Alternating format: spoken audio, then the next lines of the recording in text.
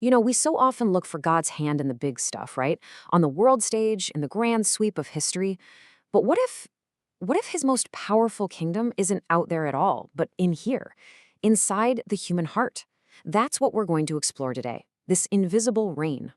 I mean, have you ever really wondered that yourself? You look at the world around you, all the chaos, and you ask, where is God's rule in all of this? We search for it in world leaders and the big headlines, waiting for some kind of sign. But what if we're looking in completely the wrong places? Because the truth we're diving into today, well, it completely flips that perspective on its head. It suggests that God's real kingdom, his primary work, isn't happening in the world you can see, but in the one you can't, the world inside of you. All right, so let's start right there with this huge contrast. On one side, you have the loud, messy, visible world we all live in. And on the other, this quiet, invisible reality of God's work happening deep within us. I mean, just look at this contrast. The world's reign, it's all about chaos. It's the headlines screaming at you. It's the constant deception. But the heart's reign, that's totally different. It's built on love, on patience, on surrender. It's this quiet, hidden force. But make no mistake, it is profoundly shaping our world from the inside out. And this inner kingdom, it's so much more than just a nice thought. The Bible is really clear on this. It teaches that believers, you and me, we're the actual vessels. We are the instruments that God uses to bring his kingdom into this world. And this whole idea, it comes straight from Jesus himself. He makes it so clear that the power working through him isn't his own, it's the Father dwelling in him. Think about that. It's God's power flowing through a human vessel. Let's just let that sink in for a second. Then the Apostle Paul just takes this idea and goes even deeper. He says this isn't just about God giving you a little help. No way. This is a complete identity shift. It's saying the old me is gone. The life I live now, it's actually Christ's life living his nature through me. And this next verse, wow, it just gets right to the heart of everything. Paul asks it like the answer should be the most obvious thing in the world. Don't you know? You are God's temple. Not some building made of stone and mortar, but a living, breathing sanctuary for his spirit.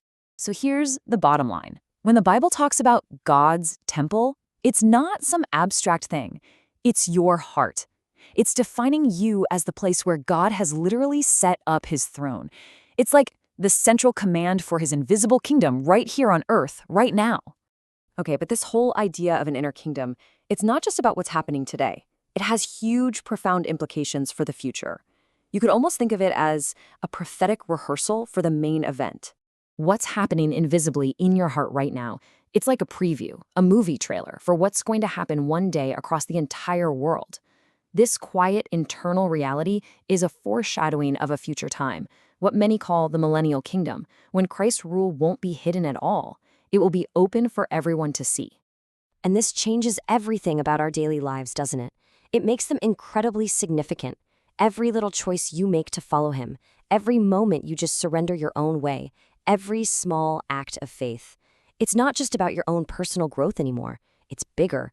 You're actually taking part in this grand rehearsal for the day Christ's rule is made visible to everyone. So this really brings it all home, doesn't it? It boils down to a very personal and I think a very urgent question for every single one of us. And here's the question. Is Christ truly reigning in my heart today? And I mean truly. This is something worth just pausing on for a moment and really thinking about. Forget about just believing the right things or showing up to church. Who or what is actually on the throne of your heart, calling the shots every day? So this is the challenge for all of us. Are you a believer in name only? Or are you a living, breathing vessel where God's invisible kingdom is actually at work? Is your heart a place where his love, his patience, his power is being made real in the middle of a chaotic world? Because every single heart that surrenders to him is a victory. It's another stepping stone being laid for his future, visible kingdom. If this message touched your heart today, please like and share it. And subscribe, because we're going to keep exploring these deep truths about Christ's reign, both the hidden and the one that's soon to be revealed.